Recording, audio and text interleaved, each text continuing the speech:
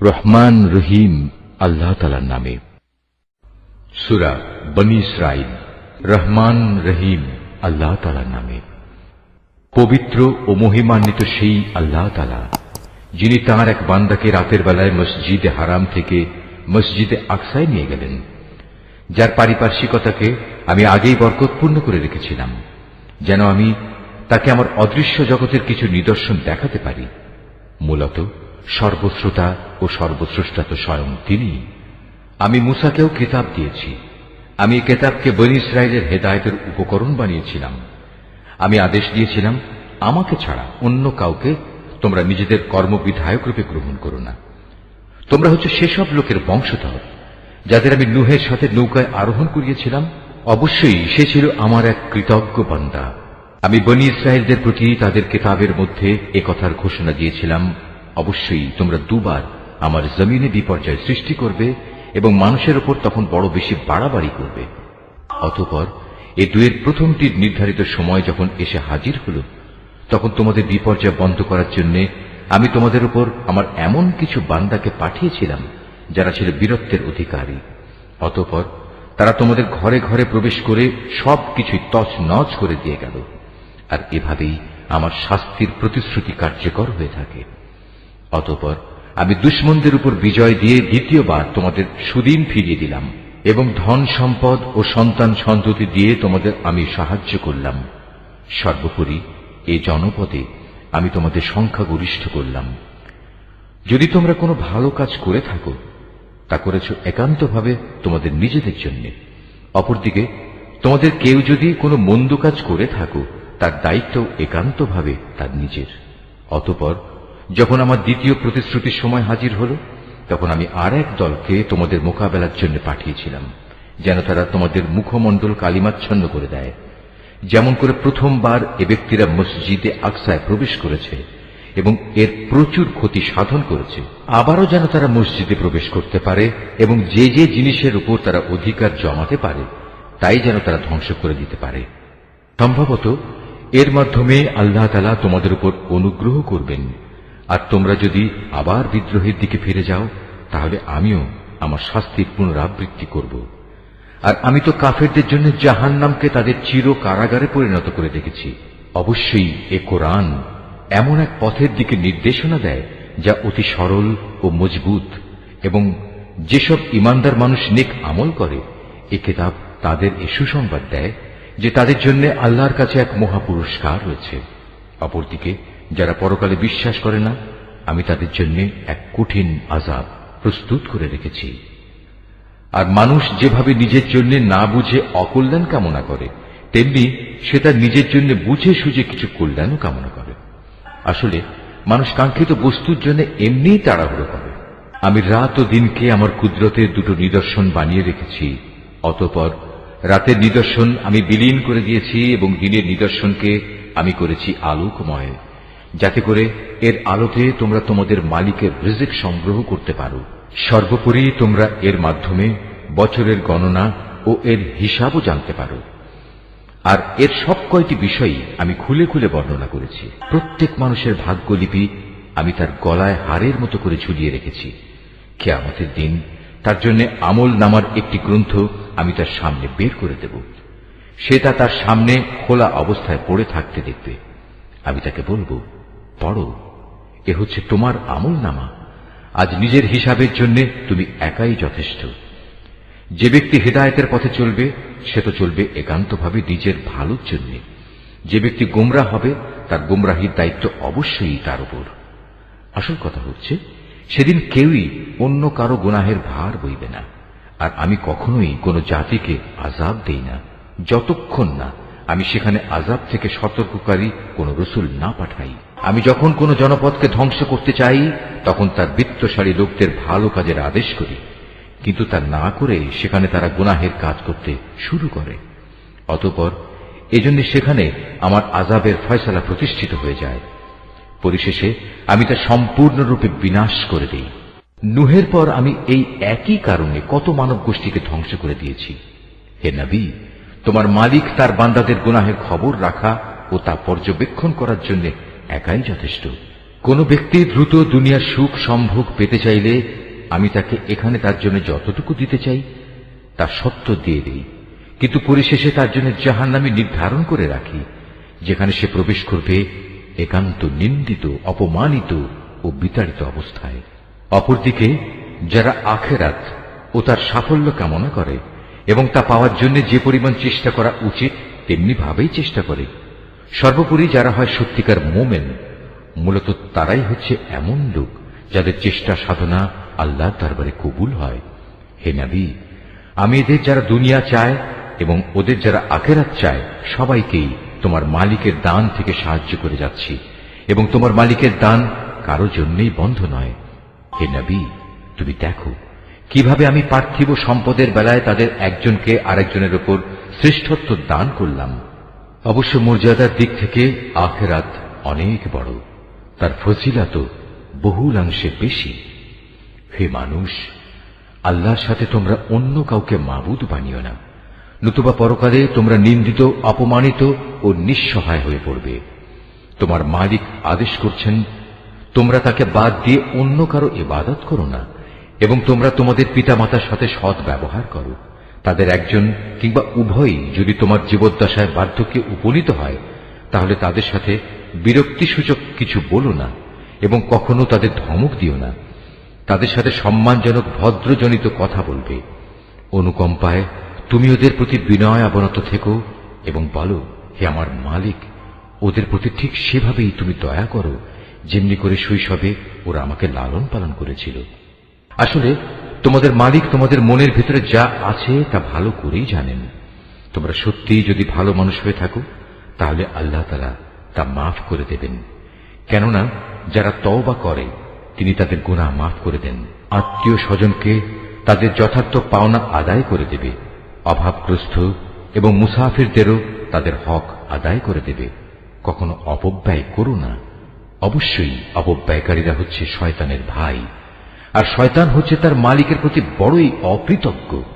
যদি তোমাকে কখনো এ হকদারদের বিমুখ করতেই হয় এ কারণে যে তাকে দেওয়ার মতো সম্পদ তোমার কাছে নেই এবং তুমি তোমার মালিকের কাছ থেকে অনুগ্রহ কামনা করছো, যা পাওয়ার তুমি আশাও রাখো, তাহলে একান্ত নম্রভাবে তাদের সাথে কথা বলো। কখনো নিজের ব্যয়ের হাত গর্দানের সাথে বেঁধে রেখো না, যাতে কার কোনো প্রকাশ পায়, আবার তা সম্পূর্ণ খুলেও রেখো না, অন্যথায় বেশি খরচ করার কারণে তুমি নিন্দিত, নিঃস্ব হয়ে যাবে। তোমার মালিক যাকে চান তার রিজিক বাড়িয়ে দেন, আবার যাকে চান তাকে তা কম করে দেন। অবশ্যই তিনি তার বান্দাদের প্রয়োজন সম্পর্কে ভালোভাবেই জানেন এবং তাদের অবস্থাও তিনি দেখেন। তোমরা তোমাদের সন্তানদের কখনো দারিদ্র্যের ভয়ে হত্যা করো না। আমি যেমন তাদের রিজিক দান করি তেমনি তোমাদেরও কেবল আমিই রিজিক দান করি। রিজিকের ভয়ে তাদের হত্যা করা হবে অবশ্যই একটি মহাপাপ। তোমরা ব্যভিচারের ধারে কাছেও যেও না, নিঃসন্দেহে এ হচ্ছে একটি অশ্লীল কাজ এবং নিকৃষ্ট পথ। কোন জীবনকে অন্যায়ভাবে হত্যা করো না, যা আল্লাহ তাআলা হারাম করেছেন। যে ব্যক্তিকে অন্যায়ভাবে হত্যা করা হয় আমি তার উত্তরাধিকারীকে এ অধিকার দিয়েছি, সে চাইলে রক্তের বিনিময় দাবি করতে পারে, তবে সে যেন হত্যার প্রতিশোধ নেয়ার ব্যাপারে বাড়াবাড়ি না করে, কেননা হত্যার মামলায় যে ব্যক্তি মজলুম তাকেই সাহায্য করা হবে। এতিমদের মাল সম্পদের কাছেও যেও না, তবে এমন কোন পন্থায় যা এতিমের জন্য উত্তম বলে প্রমাণিত হয় তা বাদে, যতক্ষণ পর্যন্ত সে এতিম তার বয়ঃপ্রাপ্তির পর্যায়ে উপনীত হয় এবং তোমরা এদের দেয়া যাবতীয় প্রতিশ্রুতি মেনে চলো, কেননা কিয়ামতের দিন এ প্রতিশ্রুতির ব্যাপারে তোমাদের জিজ্ঞাসাবাদ করা হবে। কোনো কিছু পরিমাপ করার সময় মাপ কিন্তু পুরোপুরিই করবে, আর ওজন করার জিনিস হলে দাঁড়িপাল্লা সোজা করে ধরবে। লেনদেনের ব্যাপারে এই হচ্ছে উত্তম পন্থা এবং পরিণামের দিক থেকে এটাই হচ্ছে উৎকৃষ্ট। যে বিষয়ে তোমার কোনো জ্ঞান নেই অযথা তার পেছনে পড়ো না, কেননা কিয়ামতের দিন কান, চোখ ও অন্তর এ সব কয়টির ব্যবহার সম্পর্কে তাকে জিজ্ঞেস করা হবে। আল্লাহর জমিনে কখনোই দম্ভ ভরে চলো না, কেননা যতই অহংকার করো না কেন তুমি কখনোই জমিন বিদীর্ণ করতে পারবে না, আর উচ্চতায়ও তুমি কখনো পর্বত সমান হতে পারবে না। হে নবী, এগুলো সবই খারাপ কাজ। এর মন্দ দিকগুলো তোমার মালিকের কাছে একান্ত ঘৃণিত। তোমার মালিক ওহির মাধ্যমে যে প্রজ্ঞা দান করেছেন এ হচ্ছে তার অন্তর্ভুক্ত, যা তোমার মালিক ওহির মাধ্যমে তোমার কাছে পাঠিয়েছেন। তুমি আল্লাহর সাথে অন্য আর কাউকে মাবুদ বানাবে না, অন্যথায় তুমি নিন্দিত, অপমানিত ও আল্লাহর অনুগ্রহ থেকে বঞ্চিত হয়ে জাহান্নামে নিক্ষিপ্ত হবে। এটা কেমন কথা? তোমাদের মালিক তোমাদের জন্য নির্ধারিত করেছেন পুত্র সন্তান আর নিজ ফেরেশতাদের কন্যা হিসেবে গ্রহণ করে নিয়েছেন। তোমরা সত্যিই আল্লাহ তাআলা সম্পর্কে একটা জঘন্য কথা বলে বেড়াচ্ছ। আমি কোরআনে এ কথাগুলো সবিস্তার বর্ণনা করেছি যাতে করে তারা এর থেকে কিছু শিক্ষা গ্রহণ করতে পারে, কিন্তু এই বিষয়টি তাদের ঈমানের প্রতি বিদ্বেষ ছাড়া আর কিছুই বাড়াল না।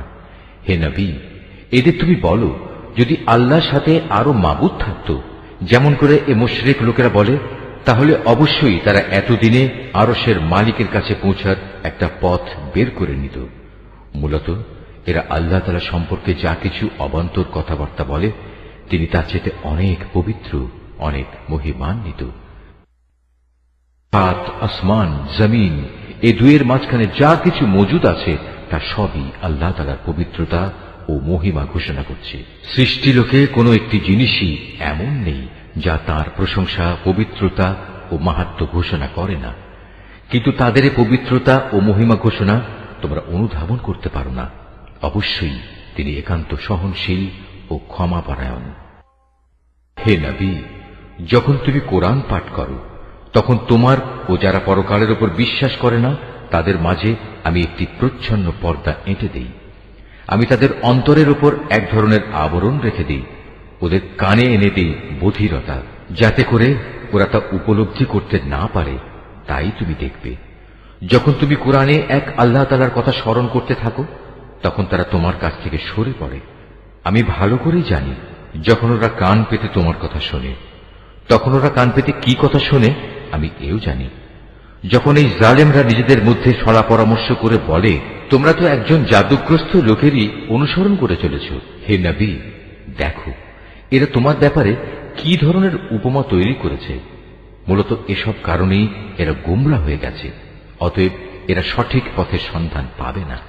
এ মূর্খ লোকেরা বলে, আমরা মৃত্যুর পর হাড্ডিতে পরিণত হয়ে পচে গেলেও কি নতুন সৃষ্টিরূপে পুনরায় উত্থিত হব?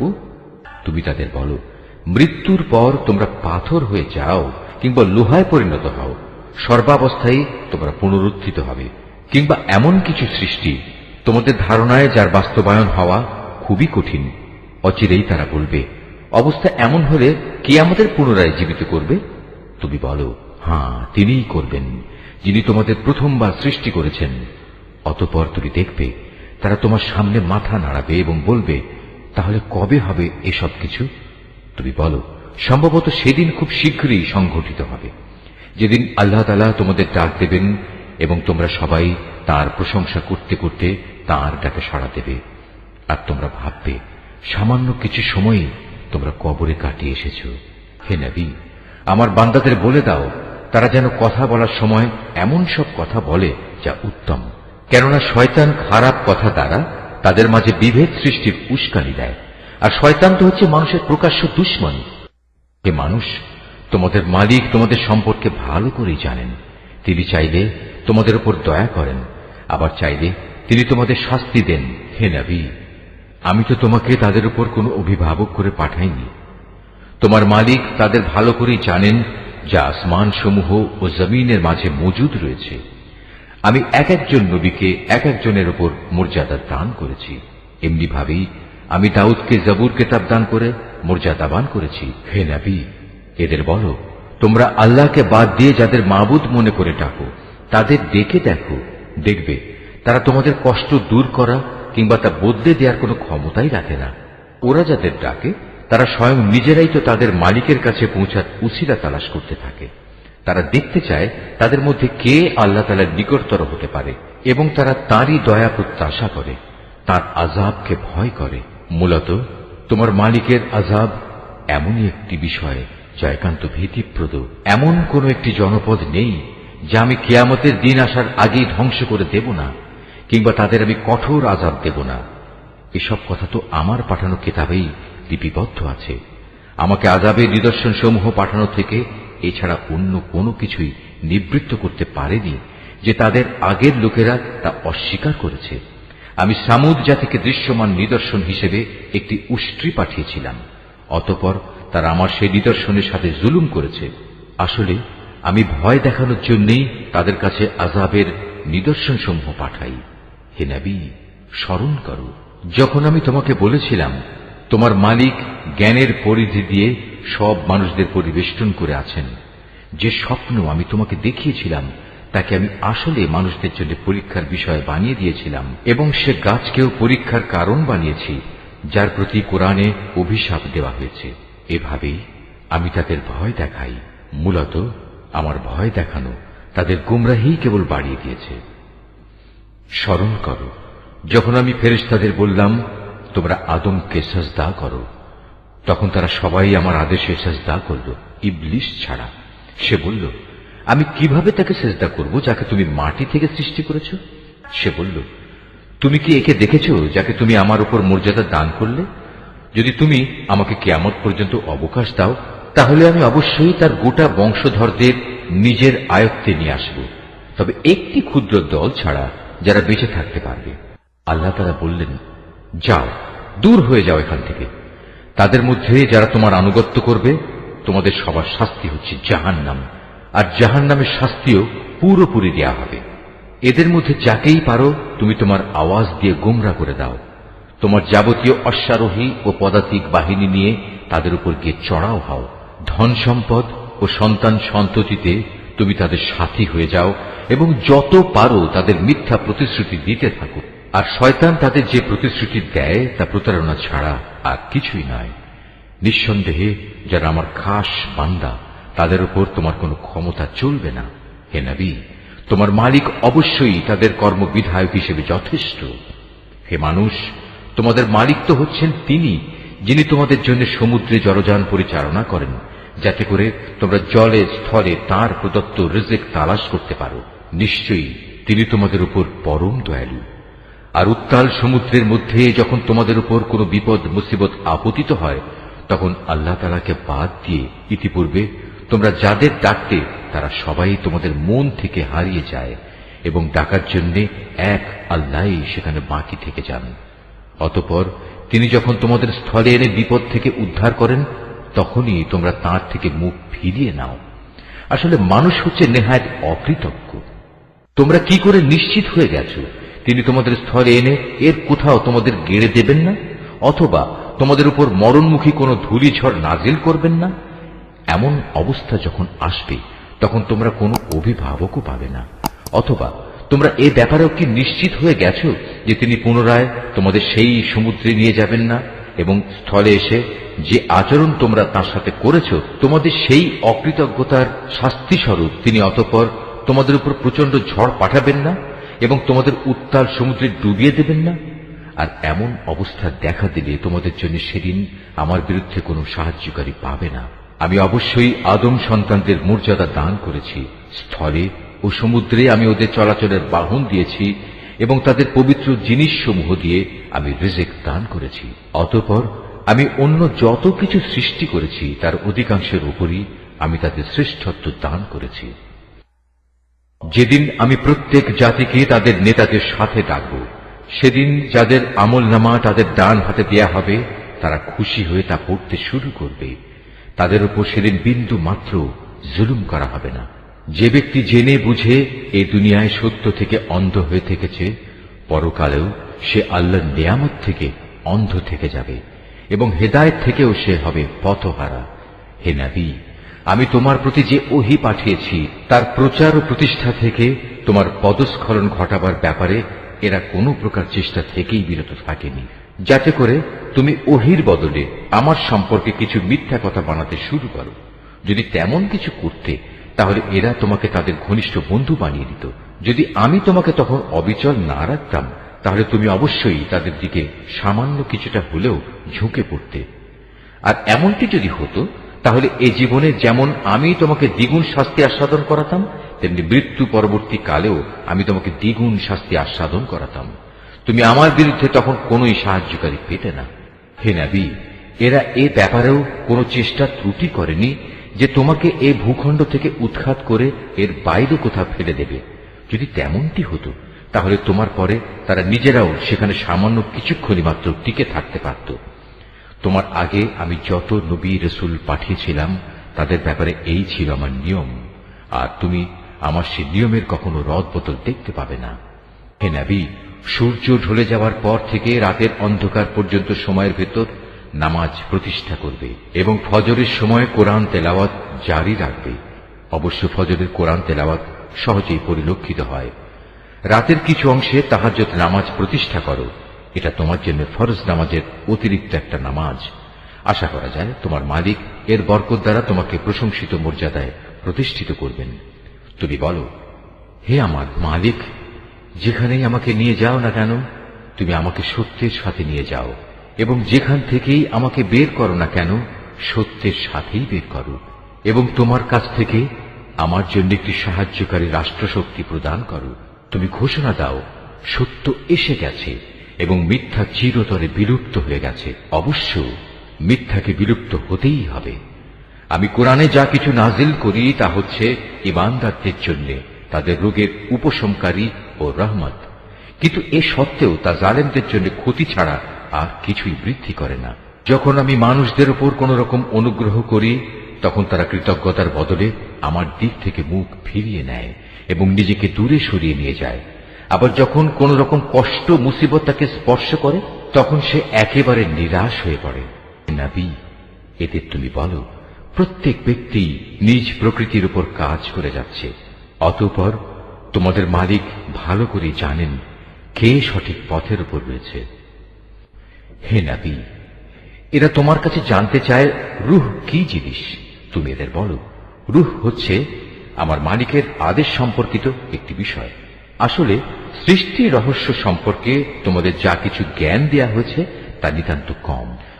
তারপরেও আমি তোমার প্রতি যে কতটুকু ওহী পাঠিয়েছি, যদি আমি চাইতাম তা অবশ্যই তোমার উপর থেকে প্রত্যাহার করে নিতে পারতাম, আর তেমন কিছু হলে তুমি আমার মোকাবেলায় কোনোই সাহায্যকারী পেতে না। কিন্তু এটা হচ্ছে তোমার মালিকের একান্ত দয়া, এতে কোনো সন্দেহ নেই। তোমার উপর তার অনুগ্রহ অনেক বড়। তুমি তাদের এও বলো, যদি সব মানুষ ও জিন এ কাজের জন্য একত্রিত হয় যে তারা এ কোরআনের অনুরূপ কোনো কিছু বানিয়ে আনবে, তাতেও তারা এর মতো কিছু তৈরি করে আনতে পারবে না। যদিও এ ব্যাপারে তারা একে অপরের সাহায্যকারী হয়, তবুও নয়। আমি কোরআনের মধ্যে মানুষদের বোঝানোর জন্য বহু উপমা দ্বারা হেদায়েতের বাণী বিশদভাবে বর্ণনা করেছি, কিন্তু অধিকাংশ মানুষই তা অমান্য না করে ক্ষান্ত হল না। এরা বলে, কখনোই আমরা তোমার উপর ঈমান আনব না যতক্ষণ না তুমি আমাদের জন্য এই জমিন থেকে এক প্রস্রবণ ধারা প্রবাহিত না করবে, কিংবা তোমার জন্য খেজুরের অথবা আঙুরের একটি বাগান তৈরি হবে এবং তাতে তুমি অসংখ্য নদী নালা বইয়ে দেবে, অথবা যেমন করে তুমি কিয়ামত সম্পর্কে বলো সে অনুযায়ী আসমানকে টুকরো টুকরো করে আমাদের উপর ফেলে দেবে, অথবা স্বয়ং আল্লাহ তাআলা ও তার ফেরেশতাকে আমাদের সামনে এনে দাঁড় করিয়ে দেবে, কিংবা থাকবে তোমার কোন স্বর্ণ নির্মিত ঘর, অথবা তুমি আরোহণ করবে আসমানে। কিন্তু আমরা তোমার আকাশে চড়ার ঘটনাও বিশ্বাস করব না যতক্ষণ না তুমি সেখান থেকে আমাদের জন্য একটি কিতাব নিয়ে আসবে যা আমরা পড়তে পারব। হে নবী, তুমি এদের শুধু এটুকু বলো, মহান পবিত্র আমার আল্লাহ তাআলা, আমি তো কেবল তাঁর পক্ষ থেকে একজন মানুষ, একজন রাসূল বই, কিছুই নই। যখনই মানুষদের কাছে আল্লাহ তাআলার কাছ থেকে হেদায়েত আসত তখন তাদের ঈমান আনা থেকে এছাড়া অন্য কোনো জিনিসই বিরত রাখেনি যে তারা বলতো, আল্লাহ তাআলা আমাদের মতো একজন মানুষকে কি নবী করে পাঠালেন? হে নবী, তুমি তাদের বলো, যদি এই জমিনে ফেরেশতারাই বসবাস করত এবং তারা এখানে নিশ্চিন্তভাবে ঘুরে বেড়াত, তাহলে অবশ্যই আমি তাদের জন্য আসমান থেকে কোনো ফেরেশতাকেই নবী করে পাঠাতাম। তুমি বলো, আমার এবং তোমাদের মাঝে আল্লাহ তাআলাই আমি মনে করি সাক্ষী হিসেবে যথেষ্ট। অবশ্যই তিনি তার বান্দাদের সম্পর্কে জানেন, তিনি তাদের সব আচরণও দেখেন। যাকে আল্লাহ তাআলা হেদায়েত দান করেন সেই মূলত হেদায়েত প্রাপ্ত হয়, আর যাকে তিনি গোমরাহ করেন এমন লোকদের হেদায়েত দানের জন্য হে নবী, তুমি আল্লাহ তাআলা ছাড়া আর অন্য কাউকেই সাহায্যকারী পাবে না। এমন সব গোমরাহ লোকদের আমি কিয়ামতের দিন মুখের উপর ভর দিয়ে চলা অবস্থায় একত্রিত করব। এরা তখন হবে অন্ধ, বোবা ও বধির। এদের সবার ঠিকানা হবে জাহান্নাম। যতবার তা স্তিমিত হয়ে আসবে ততবার আমি তাকে তাদের জন্য প্রজ্বলিত করে আরো বাড়িয়ে দেব। এ হচ্ছে তাদের যথার্থ শাস্তি, কেননা তারা আমার আয়াতসমূহকে অস্বীকার করত। তারা আরো বলতো, মৃত্যুর পর যখন আমরা অস্থিতে পরিণত হয়ে যাব ও চূর্ণ বিচূর্ণ হয়ে যাব, তখনও কি আমরা নতুন সৃষ্টিরূপে উত্থিত হব? এ মূর্খ লোকেরা কি ভেবে দেখেনি আল্লাহ তাআলা, যিনি আসমান সমূহ ও জমিন পয়দা করেছেন, তিনি এই বিষয়ের উপর ক্ষমতা রাখেন যে তাদের মতো মানুষদের তিনি সৃষ্টি করতে পারেন। দ্বিতীয়বার তাদের পয়দা করার একটি ক্ষণ তিনি তাদের জন্য নির্ধারণ করে রেখেছেন, যাতে কোনো রকম সন্দেহের অবকাশ নেই। তথাপি এই জালেম লোকেরা সেই দিনকে অস্বীকার করেই যাচ্ছে। হে নবী, বলো, আমার মালিকের দয়ার ভাণ্ডার যদি তোমাদের করায়ত্তে থাকত, তবে তা ব্যয় হয়ে যাবে, এ ভয়ে তোমরা তা আঁকড়ে রাখতে চাইতে। আসলে মানুষ স্বভাবগতভাবেই অতিশয় কৃপণ। আমি মূসাকে 9টি স্পষ্ট নিদর্শন দিয়েছিলাম। অতএব হে নবী, তুমি স্বয়ং বনী ইসরায়েলদের কাছে এই কথাটা জিজ্ঞেস করো। যখন সে তাদের কাছে নবী হয়ে এসেছিল, তখন ফেরাউন তাকে বলেছিল, হে মূসা, আমি মনে করি তুমি একজন জাদুগ্রস্ত ব্যক্তি। এর জবাবে সে বলেছিল, তুমি একথা ভালো করেই জানো, নবুয়তের প্রমাণ সম্বলিত এসব অন্তর্দৃষ্টি সম্পন্ন জ্ঞান আসমান সমূহ ও জমিনের মালিক ছাড়া আর কেউই নাজিল করেননি। হে ফেরাউন, আমি তো মনে করি তুমি সত্যি ধ্বংস হয়ে গেছ। অতঃপর সে তাদের এ জমিন থেকে উৎখাত করে দিতে চাইল, কিন্তু আমি তাকে এবং যারা তার সঙ্গী সাথী ছিল তাদের সবাইকে এর নাফরমানির জন্য সমুদ্রে ডুবিয়ে দিয়েছি। অতঃপর আমি বনী ইসরায়েলদের বললাম, এবার তোমরা এই জমিনে নির্বিবাদে বসবাস করো। এরপর যখন আখিরাতের প্রতিশ্রুতির সময় আসবে, তখন আমি তোমাদের সবাইকে সংকুচিত করে আমার সামনে নিয়ে আসব। এই কোরআনকে আমি সত্য বাণী সহকারে নাজিল করেছি, তাই তা সত্য নিয়েই নাজিল হয়েছে। আমি তো তোমাকে কেবল জান্নাতের সুসংবাদদাতা ও জাহান্নামের সতর্ককারী রূপেই প্রেরণ করেছি। এই আয়াতটি যিনি তেলাওয়াত করবেন এবং যিনি এই আয়াতটির তেলাওয়াত শুনবেন, তাদের সবাইকে এখানে একটি সাজদা আদায় করতে হবে। এটা ওয়াজিব। আমি কোরআনকে ভাগে ভাগে বিভক্ত করে দিয়েছি, যাতে করে তুমিও ক্রমে ক্রমে তা মানুষদের সামনে পড়তে পারো, আর এ কারণেই আমি তা পরপর নাজিল করেছি। হে নবী, তুমি বলো, তোমরা এ কোরআনকে মানো কিংবা না মানো, তাতে এর মর্যাদা মোটেই ক্ষুণ্ণ হবে না। যাদের এর আগে আসমানি কিতাবের জ্ঞান দেয়া হয়েছে, তাদের অবস্থা হচ্ছে, যখনই তাদের সামনে এটি পড়া হয়, তারা নিজেদের মুখের উপর সাজদায় লুটিয়ে পড়ে। তখন তারা বলে, আমাদের মালিক পবিত্র, অবশ্যই আমাদের মালিকের ওয়াদা পরিপূর্ণ হবে। আর তারা কাঁদতে কাঁদতে মুখের উপর ভূমিতে লুটিয়ে পড়ে। মূলত এ কোরআন তাদের বিনয়ে বৃদ্ধি করে। তুমি আরো বলো, তোমরা আল্লাহ তাআলাকে আল্লাহ বলে ডাকো কিংবা রহমান, তোমরা যে নামেই তাকে ডাকো, তার সবকটি নামই উত্তম। হে নবী, চিৎকার করে নামাজ পড়ো না, আবার অতিশয় ক্ষীণভাবেও নয়, বরং নামাজ পড়ার সময় এ দুইয়ের মধ্যবর্তী পন্থা অবলম্বন করো। তুমি আরো বলো, সকল প্রশংসা আল্লাহ তাআলার জন্য, যিনি কখনো কোনো সন্তান গ্রহণ করেননি, তার সার্বভৌমত্বে কারোই কোনো অংশীদারিত্ব নেই। তিনি কখনো দুর্দশাগ্রস্ত হন না যে তার কোনো অভিভাবকের প্রয়োজন হয়। তিনি সব কিছুর ঊর্ধ্বে। তুমি শুধু তাঁরই মাহাত্ম্য ঘোষণা করো, পরমতম মাহাত্ম্য। সূরা আল কাহাফ। রহমান রহিম আল্লাহ তাআলার নামে। সব তারিফ আল্লাহ তাআলার জন্য, যিনি তার একজন বিশেষ বান্দার প্রতি এ গ্রন্থ নাজিল করেছেন এবং তার কোথাও তিনি কোন রকম বক্রতা রাখেননি। একে তিনি প্রতিষ্ঠিত করেছেন সহজ সরল একটি পথের উপর, যাতে করে আল্লাহ তাআলার পক্ষ থেকে সে নবী তাদের জাহান্নামের আযাবের ব্যাপারে সতর্ক করে দিতে পারে, এবং যারা ঈমানদার, যারা নেক কাজ করে, তাদের সে এ মর্মে সুসংবাদ দিতে পারে যে তাদের জন্য আল্লাহর দরবারে উত্তম পুরস্কার রয়েছে, যেখানে তারা চিরকাল থাকবে। এবং সেসব লোকদেরও ভয় দেখাবে যারা মূর্খের মতো বলে, আল্লাহ তাআলা সন্তান গ্রহণ করেছেন। এ দাবির পক্ষে তাদের কাছে কোনো জ্ঞান সম্মত দলিল প্রমাণ নেই। তাদের বাপ দাদাদের কাছেও এ ব্যাপারে কোনো যুক্তি ছিল না। এটা সত্যিই বড় একটি কঠিন কথা যা তাদের মুখ থেকে বের হচ্ছে। আসলে তারা জঘন্য মিথ্যা ছাড়া কিছুই বলেনি। হে নবী, যদি এরা এ কথার উপর ঈমান না আনে, তাহলে মনে হয় দুঃখ কষ্টে তুমি এর পেছনে নিজেকেই বিনাশ করে দেবে। যা কিছু এ জমিনের বুকে আছে আমি তাকে তার জন্য শোভা বর্ধনকারী করে পয়দা করেছি, যাতে করে মানুষদের আমি পরীক্ষা করতে পারি যে তাদের মধ্যে কাজকর্মের দিক থেকে কে বেশি উত্তম। অতঃপর একদিন আমি যা কিছু এ জমিনে আছে ধ্বংস করে দিয়ে একে উদ্ভিদ শূন্য মাটিতে পরিণত করে দেব। হে নবী, তুমি গুহা ও পাহাড়ের উপত্যকার অধিবাসীদের সম্পর্কে কি মনে করো? তারা আমার নিদর্শন সমূহের মধ্যে একটি বিস্ময়কর নিদর্শন ছিল।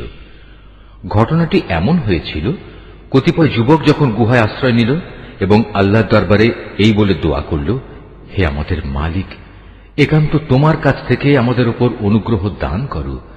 আমাদের এই কাজকর্ম আঞ্জাম দেওয়ার জন্য তুমি আমাদের সঠিক পথ দেখাও। অতঃপর আমি গুহার ভেতরে তাদের কানে বহু বছর ধরে ঘুমের পর্দা লাগিয়ে রাখলাম। তারপর এক পর্যায়ে আমি তাদের ঘুম থেকে উঠিয়ে দিলাম, যাতে করে আমি একথা জেনে নিতে পারি তাদের দুদলের মধ্যে কোন দলটি ঠিক করে বলতে পারে যে তারা কতদিন সেখানে অবস্থান করেছিল। হে নবী, আমি তোমার কাছে তাদের বৃত্তান্ত সঠিকভাবে বর্ণনা করছি। মূলত তারা ছিল কতিপয় নওজোয়ান ব্যক্তি যারা তাদের মালিকের উপর ঈমান এনেছিল। আমি তাদের হেদায়েতের পথে এগিয়েও দিয়েছিলাম। আমি তাদের অন্তঃকরণকে ধৈর্য দ্বারা দৃঢ়তা দান করেছি। যখন তারা আল্লাহর পথে দাঁড়িয়ে গেল এবং ঘোষণা করল, আমাদের মালিক তো হচ্ছেন তিনি, যিনি আসমান সমূহ ও জমিনের মালিক। আমরা কখনো আল্লাহ তাআলা ছাড়া আর কাউকে ডাকব না। যদি আমরা এমন অযৌক্তিক কথা বলি তাহলে তা হবে মারাত্মক দিন বিরোধী কাজ। এরা হচ্ছে আমাদের স্বজাতির লোক, যারা তাকে বাদ দিয়ে অসংখ্য মাবুদের গোলামি গ্রহণ করেছে। তারা যদি সত্যবাদী হয় তাহলে তারা স্পষ্ট দলিল নিয়ে আসে না কেন? তার চাইতে বড় জালেম আর কে যে আল্লাহ তাআলার উপর মিথ্যা আরোপ করে? অতঃপর জোয়ানরা পরস্পরকে বলল, আল্লাহ তাআলা ছাড়া অন্যদের যারা মাবুদ বানায় তাদের কাছ থেকে তোমরা যখন বিচ্ছিন্ন হয়ে চলেই গেলে, তখন তোমরা এখান থেকে বের হয়ে বিশেষ একটি গুহায় গিয়ে আশ্রয় নাও। তোমাদের মালিক তোমাদের উপর তার রহমতের ছায়া বিস্তার করে দেবেন এবং তোমাদের বিষয়গুলো তোমাদের জন্য সহজ করে দেবেন। হে নবী, তুমি যদি সে গুহা দেখতে তাহলে দেখতে পেতে তারা তার মধ্যবর্তী এক প্রশস্ত চত্বরে অবস্থান করছে। সূর্য তার উদয়কালে তাদের গুহার দক্ষিণ পাশ দিয়ে হেলে যাচ্ছে, আবার যখন তা অস্ত যায় তখন তা গুহার বাম পাশ দিয়ে অতিক্রম করে। সূর্যের প্রখরতা কখনো তাদের কষ্টের কারণ হয় না। আসলে এ সবই হচ্ছে আল্লাহ তাআলার কুদরতের নিদর্শন। এ সব নিদর্শনের মাধ্যমে আল্লাহ তাআলা যাকে হিদায়াত দান করেন সেই একমাত্র হিদায়াত প্রাপ্ত হয়, আর যাকে তিনি গোমরাহ করেন সে কখনো কোনো পথ প্রদর্শনকারী ও অভিভাবক পেতে পারে না। হে নবী, তুমি যদি দেখতে তাহলে তুমি তাদের ভাবতে তারা বুঝি জেগেই রয়েছে, যদিও তারা ছিল ঘুমন্ত। আমি তাদের কখনো ডানে কখনো বামে পরিবর্তন করে দিতাম। তাদের কুকুরটি গুহার সামনে তার হাত দুটি প্রসারিত করে পাহারারত অবস্থায় বসেছিল। তুমি যদি তাদের দিকে সত্যি উঁকি মেরে দেখতে তাহলে তুমি অবশ্যই তাদের কাছ থেকে পেছন ফিরে পালিয়ে যেতে এবং তাদের এ আজব দৃশ্য দেখে তুমি নিঃসন্দেহে ভয়ে আতঙ্কিত হয়ে যেতে। এভাবেই তাদের আমি ঘুম থেকে উঠিয়ে দিলাম, যাতে করে তারা তাদের অবস্থান সম্পর্কে নিজেরা পরস্পরে জিজ্ঞাসাবাদ করে। কথা প্রসঙ্গে তাদের মধ্যে থেকে এক ব্যক্তি বলল, বলতো তোমরা এ গুহায় কতকাল অবস্থান করেছ? তারা বলল, বড় জোর একদিন কিংবা তার চাইতেও কম সময় আমরা এখানে অবস্থান করেছি। অতঃপর যখন তারা একমত হতে পারল না তখন তারা বলল, তোমাদের মালিকই একথা জানেন, তোমরা এ গুহায় কতকাল অবস্থান করেছ। এখন সে বিতর্ক রেখে বরং তোমরা তোমাদের একজনকে তোমাদের এ রৌপ্য মুদ্রা সহ শহরে পাঠাও। সে বাজারে গিয়ে দেখুক কোন খাবার উত্তম, সেখান থেকে কিছু খাবার তোমাদের কাছে নিয়ে আসুক। সে যেন বিচক্ষণতার সাথে কাজ করে এবং সে যেন কাউকেই তোমাদের ব্যাপারে কিছু জানতে না দেয়। যদি তারা তোমাদের সম্পর্কে জানতে পারে তাহলে তারা তোমাদের প্রস্তরাঘাত করে হত্যা করবে, কিংবা তোমাদের জোর করে তারা তাদের দিনে ফিরিয়ে নেবে। আর একবার তেমনটি হলে কখনোই তোমরা মুক্তি পাবে না। আর এভাবেই আমি একদিন তাদের ব্যাপার শহরবাসীদের জানিয়ে দিলাম, যাতে করে তারা একথা জানতে পারে মৃতকে জীবন দেওয়ার ব্যাপারে আল্লাহ তাআলার ওয়াদা আসলেই সত্য এবং কিয়ামতের আসার ব্যাপারেও কোন রকম সন্দেহ নেই। যখন তারা নিজেদের মধ্যে এ নিয়ে বিতর্ক করে যাচ্ছিল তখন কিছু লোক বলল, তাদের সম্মানে তাদের উপর একটি স্মৃতিসৌধ নির্মাণ করে দাও। আসলে তোমাদের মালিকই তাদের সম্পর্কে সর্বাধিক খবর রাখেন।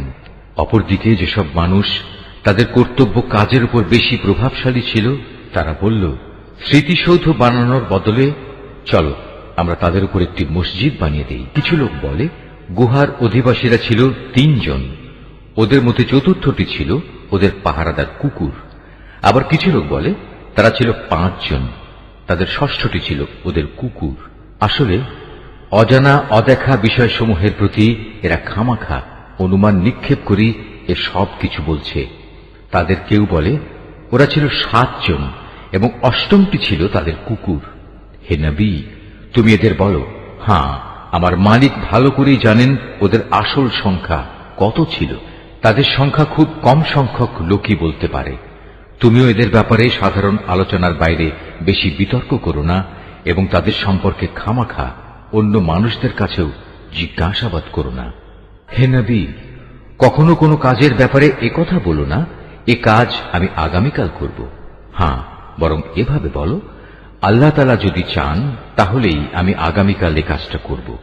যদি কখনো কোনো কিছু ভুলে যাও তাহলে তোমার মালিককে স্মরণ করো এবং বলো, সম্ভবত আমার মালিক এ কাহিনীর চাইতে নিকটতর কোনো কল্যাণ দিয়ে আমাকে পথ দেখাবেন। তারা তাদের এ গুহায় কাটিয়েছে মোট 300 বছর। কেউ অবশ্য এর সাথে আরো 9 বছর যোগ করেছে। হে নবী, তুমি বলো, বস্তুত একমাত্র আল্লাহ তাআলাই সঠিক করে বলতে পারেন ওরা গুহায় কত বছর কাটিয়েছে। আসমান সমূহ ও জমিনের যাবতীয় অজানা অদেখা বিষয়ের জ্ঞান তো একমাত্র তার জন্য নির্দিষ্ট রয়েছে। কত সুন্দর দ্রষ্টা তিনি, কত সুন্দর শ্রোতা তিনি। তিনি ছাড়া তাদের দ্বিতীয় কোনই অভিভাবক নেই। আল্লাহ তাআলা নিজের কর্তৃত্ব ও ক্ষমতায় অন্য কাউকে কখনো শরীক করেন না। হে নবী, তোমার উপর তোমার মালিকের যে কিতাব নাজিল করা হয়েছে তা তুমি তেলাওয়াত করতে থাকো। তার কিতাবে বর্ণিত কথাবার্তা রদবদল করার কেউই নেই। তিনি ছাড়া তুমি আর কোনই আশ্রয়স্থল পাবে না। হে নবী, তুমি নিজেকে সদা সেসব মানুষদের সাথে রেখে চলবে যারা সকাল সন্ধ্যায় তাদের মালিককে ডাকে। তারা একমাত্র তাঁরই সন্তুষ্টি কামনা করে এবং কখনো তাদের কাছ থেকে তোমার স্নেহের দৃষ্টি ফিরিয়ে নিও না। কখনো এমন কোন ব্যক্তির কথা মতো চলো না যার অন্তঃকরণকে আমি আমার স্মরণ থেকে গাফেল করে দিয়েছি। আর যে ব্যক্তি নিজের প্রবৃত্তির গোলামি করতে শুরু করেছে এবং যার কার্যকলাপ আল্লাহ তাআলার সীমানা লঙ্ঘন করেছে। হে নবী, তুমি বলো, এ সত্য দিন তোমাদের মালিকের পক্ষ থেকে এসেছে। সুতরাং যার ইচ্ছা সে এর উপর ঈমান আনুক, আর যার ইচ্ছা সেটা অস্বীকার করুক। আমি তো এ অস্বীকারী জালেমদের জন্য এমন এক আগুন প্রস্তুত করে রেখেছি যার বেষ্টনী তাদের পুরোপুরি পরিবেষ্টন করে রাখবে। যখন তারা পানির জন্য ফরিয়াদ করতে থাকবে তখন এমন এক গলিত ধাতুর মতো পানীয় দ্বারা তাদের ফরিয়াদের জবাব দেয়া হবে যা তাদের সমগ্র মুখমণ্ডল জ্বালিয়ে পুড়িয়ে দেবে। কি ভীষণ হবে সে পানীয়, আর কি নিকৃষ্ট হবে তাদের আশ্রয়ের স্থানটি। আর যারাই আল্লাহ তাআলার উপর ঈমান এনেছে এবং ভালো কাজ করেছে তাদের কোনো আশঙ্কা নেই। আমি কখনো তাদের বিনিময় বিনষ্ট করি না যারা নেক কাজ করে। এদের জন্য রয়েছে এমন এক স্থায়ী জান্নাত যার পাদদেশ দিয়ে ঝর্ণাধারা প্রবাহিত হবে। তাদের সেখানে সোনার কাঁকুন দ্বারা অলঙ্কৃত করা হবে। তারা পরিধান করবে সূক্ষ্ম ও পুরু রেশমের পোশাক। উপরন্তু তারা সমাসীন হবে এক সুসজ্জিত আসনে। কত সুন্দর তাদের বিনিময়, কত চমৎকার তাদের আশ্রয়ের এই স্থানটি। হে নবী, তাদের শিক্ষার জন্য তুমি 2 জন লোকের উদাহরণ পেশ করো, যাদের একজনকে আমি 2টো আঙুরের বাগান দান করেছিলাম এবং এ 2টো কতিপয় খেজুর গাছ দ্বারা পরিবেষ্টিত করে রেখেছিলাম। আবার এ 2-এর মধ্যবর্তী স্থানকে পরিণত করেছিলাম একটি সুফলা শস্য ক্ষেত্র রূপে। উভয় বাগানই এক পর্যায়ে যথেষ্ট ফল দান করল। ফলদানে বাগান 2টো কোন রকম ত্রুটি করেনি। উভয় বাগানের ফাঁকে ফাঁকে আমি পানির ঝর্ণাধারাও প্রবাহিত করে রেখেছিলাম। এক পর্যায়ে তার অনেক ফল হয়ে গেল। অতঃপর একদিন সে তার সাথীকে কথা প্রসঙ্গে বলল, দেখো, আমি ধন সম্পদের দিক থেকে তোমার চাইতে যেমন বড়, তেমনি জনবলেও আমি তোমার চাইতে বেশি শক্তিশালী। নিজের শক্তি সামর্থ্যের ব্যাপারে বাড়াবাড়ি করতে করতে সে নিজের বাগানে গিয়ে প্রবেশ করল এবং বলল, আমি ভাবতেই পাচ্ছি না এ বাগানের সৌন্দর্য কোনোদিন নিঃশেষ হয়ে যাবে। আমি এও মনে করি না একদিন এসব ধ্বংস হয়ে কিয়ামত প্রতিষ্ঠিত হবে এবং কিয়ামতের পর আমাকে যদি আমার মালিকের সামনে ফিরিয়ে নেওয়াও হয়, তাহলে এর চাইতে উৎকৃষ্ট কোনো কিছু আমি সেখানে পাব।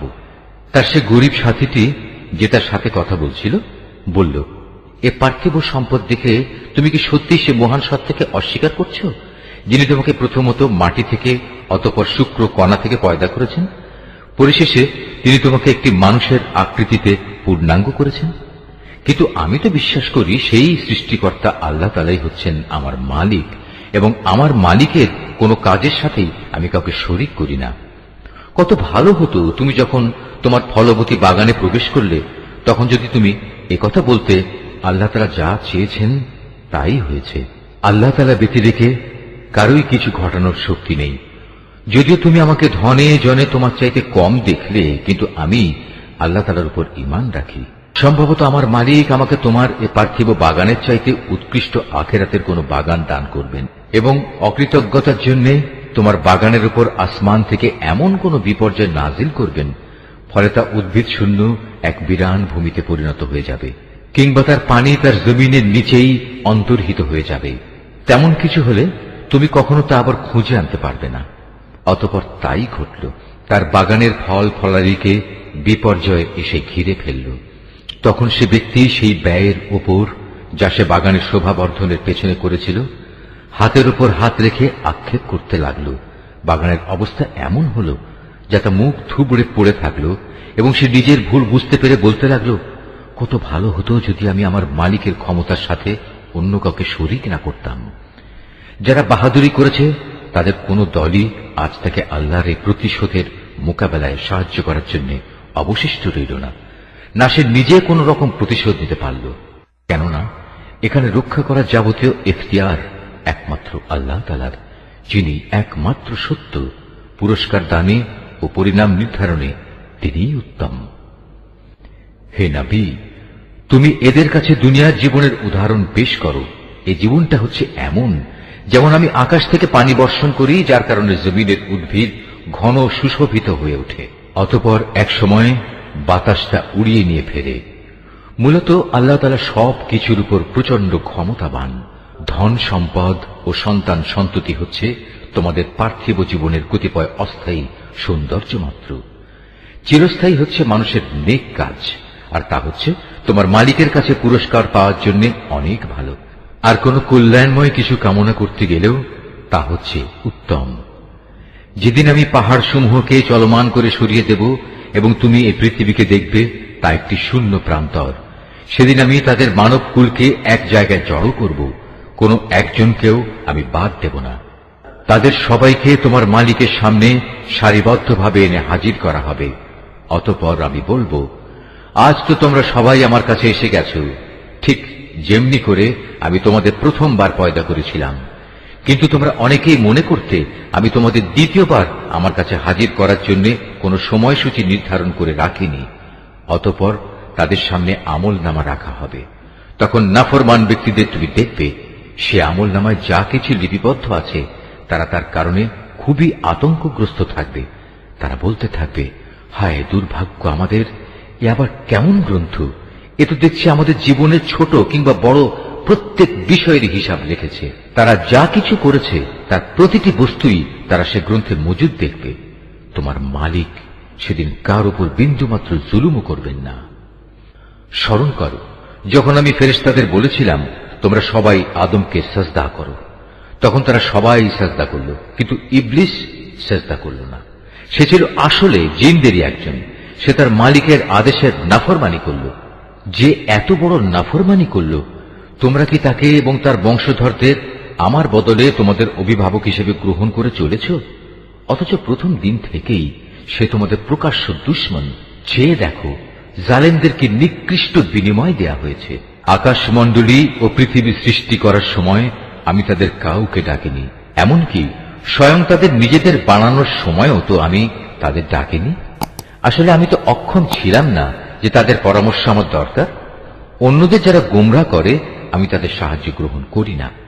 যেদিন তিনি এদের বলবেন তোমরা তাদের ডাকো যাদের তোমরা আমার শরীক মনে করতে, ওরা তাদের ডাকবে, কিন্তু তারা তাদের এ ডাকে কোনোই সাড়া দেবে না। আমি এদের উভয়ের মাঝখানে এক মরণ ফাঁদ রেখে দেব। এ নাফরমান লোকেরা যখন আযাব দেখতে পাবে, তখন তারা বুঝে যাবে তারা এক্ষুনি সেখানে গিয়ে পতিত হচ্ছে। আর একবার সেখানে পতিত হলে ওরা তা থেকে কখনোই মুক্তির পথ পাবে না। আমি মানুষের বোঝার জন্য এই কোরআনে সব ধরনের উপমা ও উদাহরণ বিশদভাবে বর্ণনা করেছি, কিন্তু মানুষের অধিকাংশই এ নিয়ে তর্ক করে।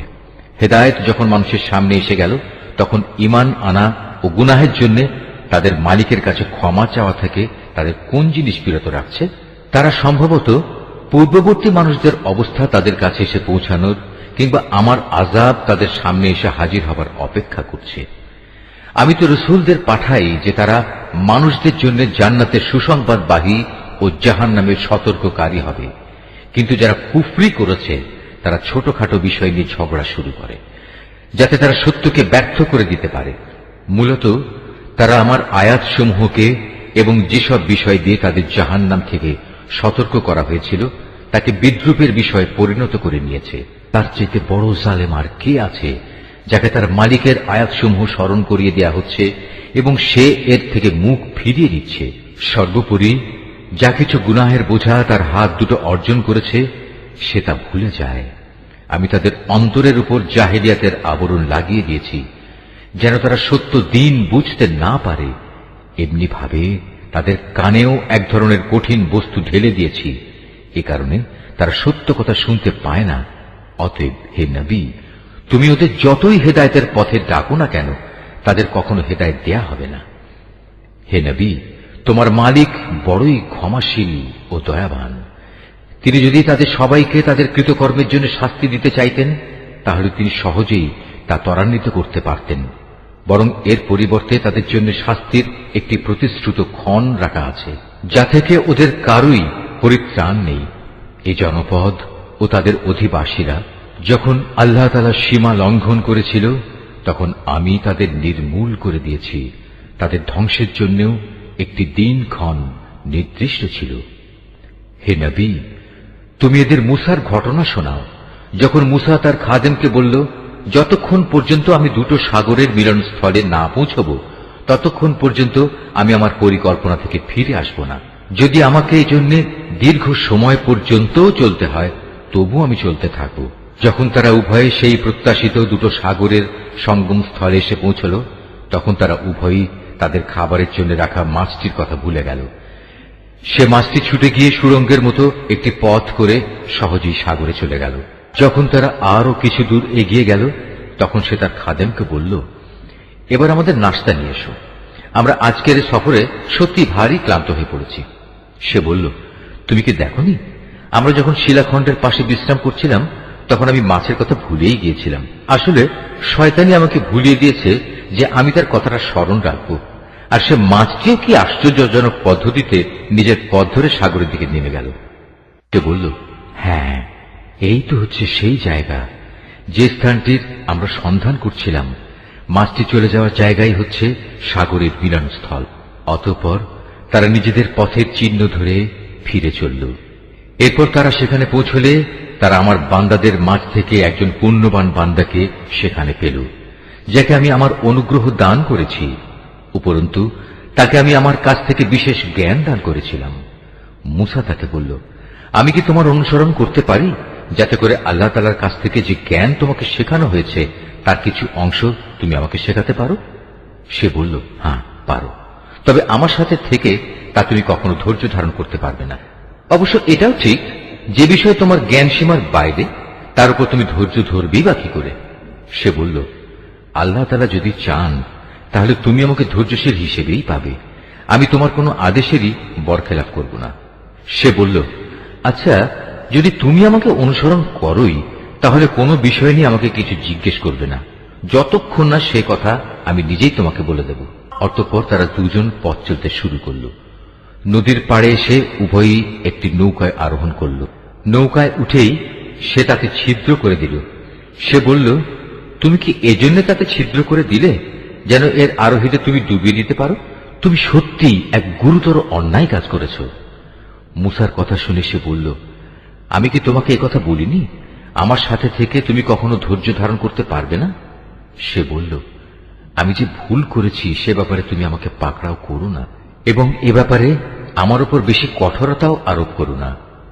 আবার তারা পথ চলতে শুরু করল। কিছুদূর গিয়ে তারা উভয়ে একটি কিশোর বালক পেল। সাথে সাথে সে তাকে হত্যা করে ফেলল।